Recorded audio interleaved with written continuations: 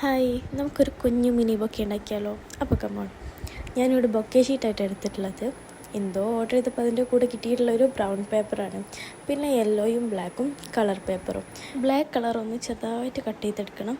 Yellow പിന്നെ പെറ്റൽസിന് വേണ്ടിയിട്ട് കുറച്ച് നീളത്തിൽ മടക്കിയതിൻ്റെ ശേഷം കട്ട് ചെയ്തിട്ട് ഓരോ കട്ടിങ്സും പെറ്റലിൻ്റെ ആകൃതിയിൽ ഒന്നുകൂടെ കട്ട് ചെയ്തെടുക്കാം.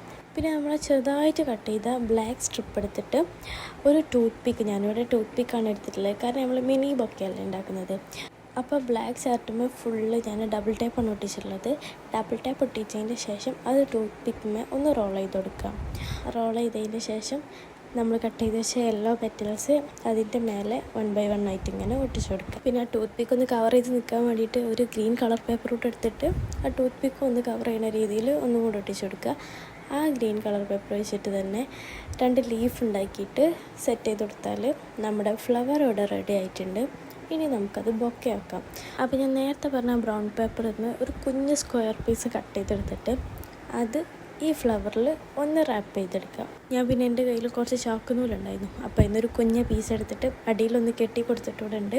അപ്പോൾ ഇന്നത്തെ നമ്മുടെ ഈ മിനി ബൊക്കെ എങ്ങനെയുണ്ട് എന്നുള്ളത് കമൻറ്റ് ചെയ്യാൻ മറക്കരുത്.